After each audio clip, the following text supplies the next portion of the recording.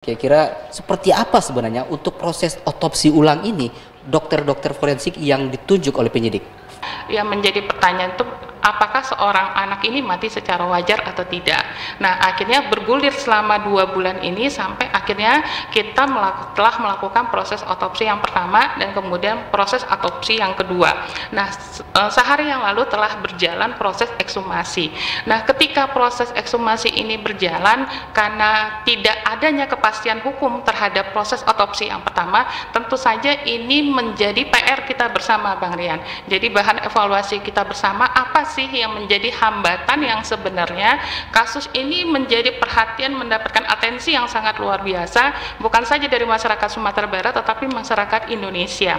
Karena dari proses ekshumasi kemarin dengan diadakannya di tempat pemakaman ya Bang Rian, saya pikir tentu saja ini juga menjamin upaya kepastian hukum. Nah, kemarin saya mendapatkan informasi bahwa proses otopsi itu sampai ke 19 titik. Nah, pertanyaan saya karena kita tidak mengetahui hasil otopsi yang pertama di awal, apakah perkembangan sampai ke 19 titik itu apakah itu dipengaruhi oleh terjadinya proses pembusukan? Karena kalau tadinya kita tidak tahu proses otopsi itu berjalan berapa titik, tiba-tiba ke 19 titik, saya pikir itu sangat luar biasa, Bang Rian, gitu. Dan proses penegakan hukum dan tugas dokter forensik juga sangat maksimal, meskipun secara komposisi tim dokter forensik itu biasanya mungkin yang otopsi yang pertama dilakukan oleh dari pihak kepolisian, mungkin tiba-tiba ini berarti kan ini kita sudah kita harus cuma kabarin 1 dokter ya? Iya, 1 dokter, terus sekarang sudah menjadi 5 dokter. Ini kan sebenarnya dalam kasus ini telah terjadi perkembangan yang sangat pesat, Bang Rian, karena bagaimana seorang anak meninggalnya itu nggak diketahui ujung pangkalnya, apakah memang murni karena kelalaian dia memang jatuh atau telah adanya dugaan tindak pidana. Nah, ini kan jadi PR kita bersama. Nah, di dalam hukum kesehatan, proses kematian seseorang itu kan harus menjadi atensi yang sangat luar biasa, Bang Rian, karena kita harus kembalikan ke tujuan hukum kesehatan dan pelayanan kesehatan untuk mengurangi penderitaan, memperpanjang kehidupan, dan mendampingi pasien sampai akhir kehidupannya. Nah, kondisi hari ini perdebatan yang sangat krusial mungkin di forum ini ada dari Bapak Komnas HAM ya. Tentu saja kita mengkaji ini kesehatan sebagai isu HAM. Yang terampas ini adalah hak untuk hidup dan hak untuk mempertahankan kehidupan seseorang. Nah, ketika hak untuk hidup dan hak untuk mempertahankan kehidupan sudah terampas, nah apakah kita masih kita masih keegoan kita ini otopsi ada seorang ibu yang udah kehilangan anaknya, Bang Rian. Itu yang perlu kita bahas lebih lanjut, bagaimana kasus ini harus mampu memberikan jaminan kepastian hukum bukan saja kepada keluarga tapi ke semua pihak dan termasuk kepada masyarakat Sumatera Barat dan masyarakat Indonesia, gitu Bang Rian. Ya, ini supaya clear dan pemirsa juga tidak ada lagi kecurigaan, keraguan-keraguan dalam proses otopsi ulang ini. Ini apakah ada diatur di dalam hukum kesehatan prosedur otopsi ulang ini seperti apa? Sebenarnya, bagaimana penunjukan dokternya dan bagaimana melibatkan berbagai pihak dalam otopsi ulang ini? Rian. Proses otopsi itu dalam kasus normal itu 2 kali 24 jam, Bang Rian. Berarti membutuhkan waktu hanya selama 2 hari. Nah, atau paling lama itu 20 hari. Nah, dari otopsi yang pertama ini yang sampai ke berapa bulan ini, Bang Rian? Hari ini udah 2 bulan. Ada apa ini? Ada H-1. Kemarin saya bicara juga H-1, sekarang tepat di 2 bulan. Nah, ada apa ini di dalam kasus ini? Apakah ini harus clear, Bang Rian? Karena kalau enggak kasihan kita pola penegakan hukum ya, pola penegakan hukum yang melibatkan semua pihak, tetapi terjadi keunikan di kerangka penegakan hukumnya sendiri, Bang Rian. Apalagi maaf saya ngomong, di dalam kondisi hari ini sangat banyak orang yang belum memahami tentang hukum kesehatan. Padahal di hukum kesehatan itu juga unik. Kenapa saya bilang unik?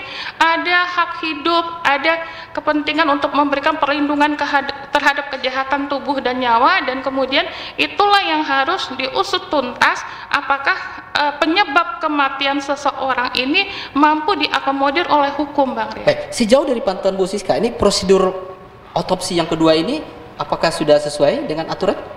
sudah sesuai, mungkin sudah Bang Rian, karena banyak faktor yang mendorong bagaimana proses otopsi yang kedua ini berjalan sesuai yang diatur oleh undang-undang. Mungkin di otopsi yang pertama mungkin terjadi tumpang tindih, mungkin terjadi penyimpangan karena ada keunikan sebuah institusi mungkin Bang Rian. Jadi akhirnya ini menimbulkan tanda tanya yang luar biasa, bagaimana ini penyebab kematian seorang anak yang masih menjadi tanda tanya. Nah, dengan berjalannya proses ekshumasi kemarin, sebenarnya kalau menurut saya kalau kita semua kalau misalnya kita semua mampu bergandengan tangan, penyebab kematian ini dari otopsi yang pertama udah clear Bang Rian. Harusnya sudah clear ya? Iya, harusnya udah clear Bang Rian. Tapi kenapa ini menjadi tidak clear? Yang itu yang patut kita pertanyakan, ada apa ini di balik kasus ini Bang Rian? Baik, kalau kita berkaca dari kasus kematian Joshua atau kasus Sambo, itu kalau tidak salah itu otopsi ulangnya itu cuma 2 pekan pasca dia mati atau dimakamkan, dan ini 2 bulan. Tantangannya memang sangat berat sebenarnya bagi tim forensik untuk mengungkapkan karena jasad sudah 2 bulan dikubur.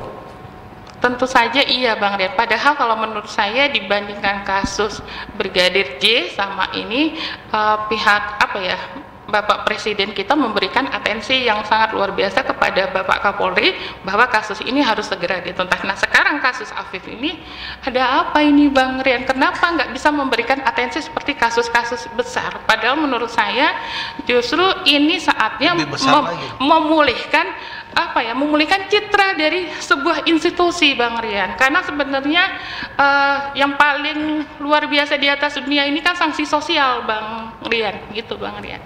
Terkait dengan pertanyaan Bang Mas, proses penyelidikan sampai hari ini masih berjalan. Kita sudah memeriksa ada sekitar lebih kurang 24 orang saksi, baik termasuk dengan keluarga, termasuk dengan yang berada di jembatan, 18 orang remaja, termasuk dengan masyarakat juga. Berapa orang yang korban atau anak-anak yang diperiksa, anak-anak korban tawuran itu? 18 orang. 18-nya sudah diperiksa? Sudah. Total saksi yang sudah diperiksa adalah 26 saksi, 3 orang dari keluarga Afif, 18 saksi remaja yang tertangkap, 2 saksi remaja yang tidak tertangkap, 3 saksi dari masyarakat. Jadi kita fokus hampir 2 minggu ini kita secara maraton sampai pulang malam memeriksa saksi-saksi itu. Nah, kita tahapnya, prosesnya sampai sekarang masih dalam penyelidikan. Terakhir nanti kita minta juga keterangan dari pelapor dari LBH Padang, karena sibuk hari ini, jadi mungkin kita minta keterangan secara resmi melalui surat. Intinya yang dari Komnas HAM terkait dengan rekomendasi yang dikeluarkan adalah surat permintaan dukungan dorongan terhadap adanya ekshumasi. Terkait dengan penyelidikan masih dalam proses berjalan dan belum ada kesimpulan.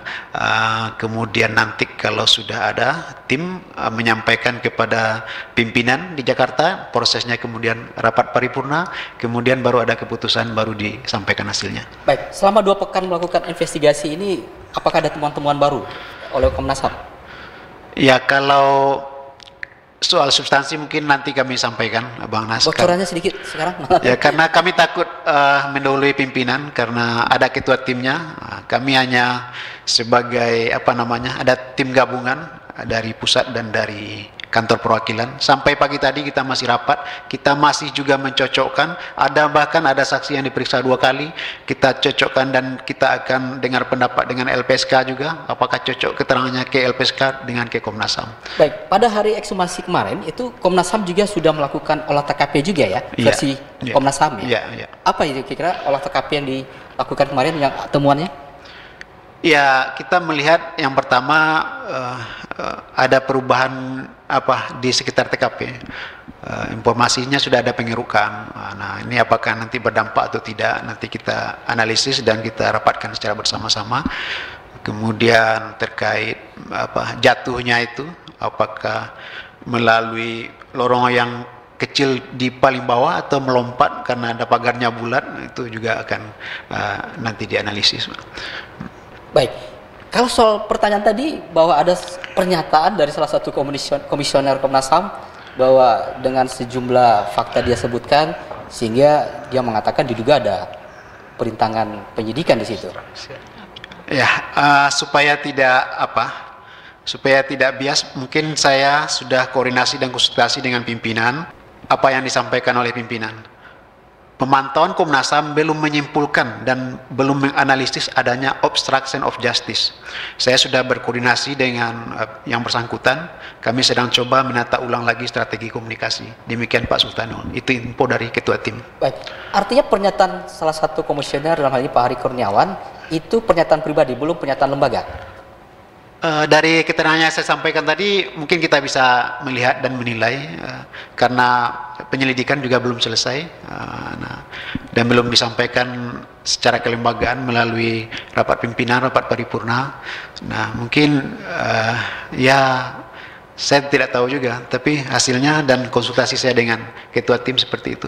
Baik, artinya pandangan pribadi ya, kira-kira gitu. Iya, ini dari menarik karena 18 saksi korban di sini yang sudah diperiksa, saksi anak ini, itu dalam pemeriksaannya sudah didampingi oleh LPSK semuanya.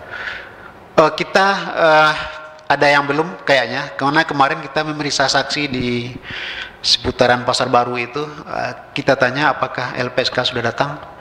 Ada yang mengatakan belum, dan saksi yang lain kita tanya ada juga yang mengatakan sudah. Artinya jumlahnya belum sama antara yang diperiksa oleh Komnas HAM dan dengan yang diperiksa oleh LPSK. Baik, karena dari akun resmi LPSK ada 20 yang sudah diterima permohonan perlindungannya, 5 dari pihak keluarga Afif Maulana, 13 dari korban anak dan saksi korban anak, dan 2 kalau tidak salah dari LBH Padang yang juga dapat perlindungan.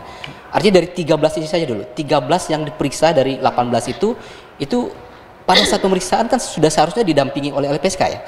Seharusnya begitu? Atau penasihat hukum? Saya pikir tidak juga ya, karena pernah ada waktu pemeriksaan saksi itu diperiksa oleh polisi. Nah, jadi konsultasi dari LBH ke kita supaya kita dampingi atau supaya diperiksa di kantor Komnas HAM. Nah, akhirnya saksi itu karena mungkin cara pemeriksaan atau gimana, akhirnya mau diperiksa di tempat di rumah masing-masing.